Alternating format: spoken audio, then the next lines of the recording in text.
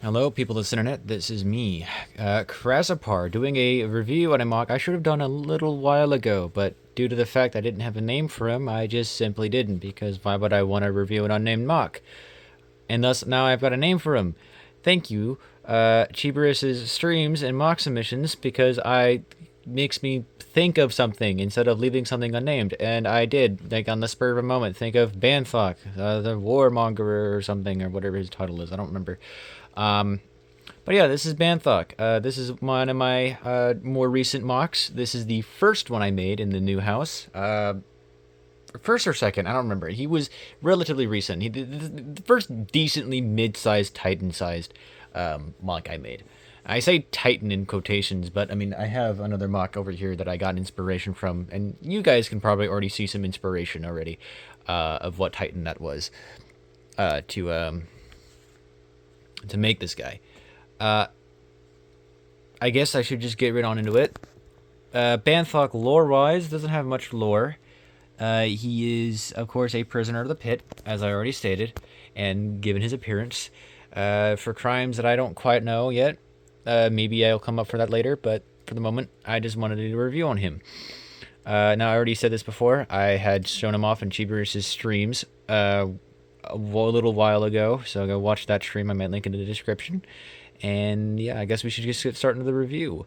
With the legs, or the feet, actually. We all love the feet here, you know? Now, feet are pretty basic Roxy feet, and the legs are pretty basic little Metro legs, meaning that they have at least, 3 points in the legs, in the articulation. You have his torso, which we'll get into in a moment, but you've got his little torso. He's got a nice little hunchback there. I will be taking him apart a little bit so I can show him off. The torso build. You have the arms. You've got this left arm. It is they're asymmetric. This one's got a Vaki leg on it and a long yellow tentacle with some spines on it. And you've got perfect for any Japanese people out there. And then you've got this side, the normal Metro arm with the claw. Not so happy for the Japanese people out there. And his sword, basic Ukimari sword, not too fantastic. Then he's got 2 extra arms in the back. They're very small and pretty limited. 1 point of articulation. So you got 3 in this arm, 3 in this arm, by the way. And then you got 2 in these 2 arms. They're pretty much identical. And this one's just got a squid launcher on it. Now he's got the LX spines, and yeah, I thought the LX spines would do really well to, in his head, sorry. The head, he's got one in the neck there, connected to a Mata foot, and then you've got his pincers and his eyes.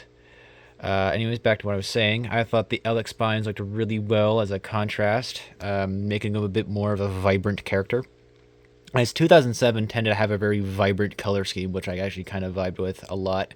And again, given 2007 is one of my favorite themes ever for Bionicle, I thought I would just make another mock inspired by it.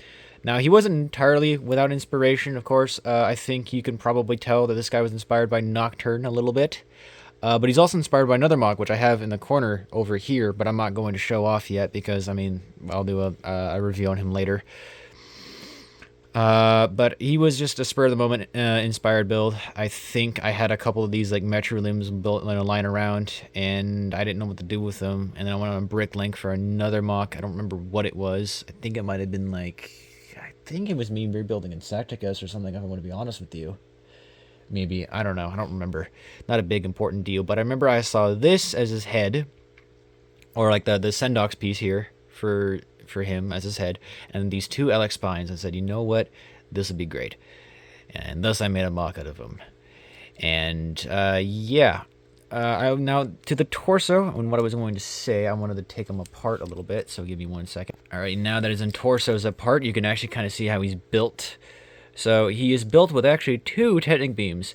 This was something that was a pain in the ass because his construction is a little funky, right? So you've got this first torso here, which is where his legs are connected on, and then you've got just this little hunch here, right? And then you've got this Technic piece, which is a I don't quite remember what it is, but it's it's a bent lift arm with a 4 pin, or I guess 4 stud connection, and it bends off to whatever degree this is. I think it's a 45-degree angle, right? And it's the larger one of the 2. And then his back His arms are all connected to this subassembly here, which are made out of 2 separate Vaki torsos and one of these ones, which is the one Alec uses, which is the smaller, like I think 45-degree angle. I think this is piece there. You could not really see it because of how, I mean, it's all black, but that's what he uses. And then of course you've got like and you also see I use a lot of the yellow pieces there too, and then that Kalma armor piece in silver. And the cool thing about this construction, if I were to actually show you, it's all locked together. I found that these golly hooks lock in very well with the Mantax armor, or the Carpar Mantax armor piece that connects to the back here. They lock in very well, which if I just take this off, they lock in pretty much perfectly. And they keep this in place, and the arms here, which are connected to the metro limbs, from flailing about. And I guess this gives you a little bit of a peek. It uses his little torso construction uses 2 of the these funny little pieces. They are the Technic connectors that the Maritoran use. If I can, actually, I can just move this out of the way. The arm up, and I can show you. There you go. Yeah, it's just 2 of these that are stuck together, and then the Mantax armor just sits on there with this the little nailed off pieces, and then again everything is locked together with a golly hook, which is awesome. And these golly hooks are yellow, and it just adds a little bit of color to them and gives them bulk. I like them a lot. Now I'm gonna put them back together so we can get to the size comparison. So give me 1 second. Okay, we are back. Again, sorry about that. It's just very difficult to take them on and off together. Also, if you want to know how it's connected, he's only his back is only connected to these 2 pins up here, which does use the same piece that is used down there, but in black.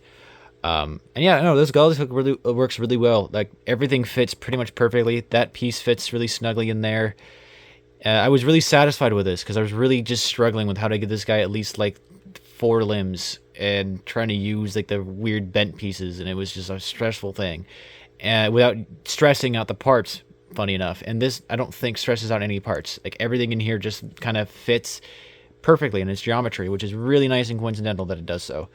I'm not going to try to stand him up because it's my bed and it's going to be a little difficult, but I guess we should do the size comparison now. Get him a little bit better pose. First off, we're going to be doing it with a Maritoran. Just a standard little Maritoran guy. This one is the one I had on hand. Pretty simple. I don't know how well that does in size, but he's pretty big. Next up, we'll do with the Glatorian. Or no, I got not a Glatorian, but an Nike build, which would be Nuparu Mari. This is the slightly modified one I got. He's an extra Nuparu that I haven't quite figured out how to revamp yet, but we'll just keep him.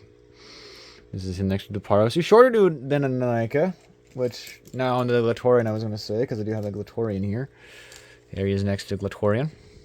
You're very much shorter than a Glatorian. And for the reason why I call him a Titan set, we're going to compare him to one of the main inspirations here. Get him stand up a little bit. Nocturne, a fellow prisoner of the pit. And yeah, you can see he's quite... You can see some of the similarities here. But he's very much different. Nocturne's a little bit more bulky in some places, and he's very much bulky in others. You know, he's meant to serve a different purpose. But yeah, that's Banthok. He's a fun character. I really liked how he turned out. I like how I gave him like the nice shell on his back, how rotund he is, the hunch. I love him. He's one of my more prouder mocks out there. And ooh, actually, no, that's not a half bad pose he got himself into. So yeah, thank you guys for watching this review on Banthok. Stay tuned again, of course, as always. Sorry for always the delay. I'm a little bit busy and drained and going through other things in the moment in life. But I always make sure to come back to the channel at least once or twice because I like to hear. I love my channel. I love Bionicle. I always will. And nothing can ever stop me from doing so, no matter what. Yeah, so thank you guys for watching. Next week, or not next week, but sometime soon, whenever it gets around to it, maybe tomorrow, maybe not, I don't know. I'm going to be doing another review on a couple other mocks. One of them is going to be on another mock that I won't drop the name of, but it's more prisoners. We're going to just start this little chain of prisoner mocks, or 2007 prisoner of the pit mocks, whatever, because I like them. I really like 2007. I have mocks building up, and I might as well just do more reviews on them. So yeah, thank you guys for watching. Catch me whenever you catch me. Bye bye.